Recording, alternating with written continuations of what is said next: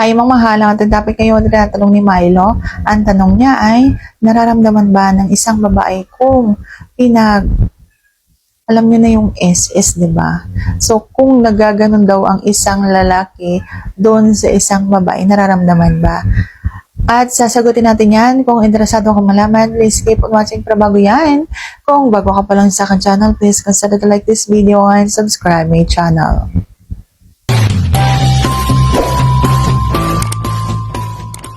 Alam nyo kami mga babae, kapag hindi sinasabi sa amin, hindi namin yan nalalaman kung ganyan lamang yung ginagawa nyo. Pero kung ang usapan ay yung hinala, yung kutob, yung naiisip na sa babae na may iba ka na, pwedeng malaman namin ang katotohanan yan. Pero kung halimbawang SS lang naman, hindi namin malalaman yan hanggat hindi ninyo sinasabi. Kung halimbawang patago mo naman ginagawa yung pag-i-SS mo, so hindi namin malalaman kung ano yung ginagawa ninyo at kung sino ang iniisip ninyo.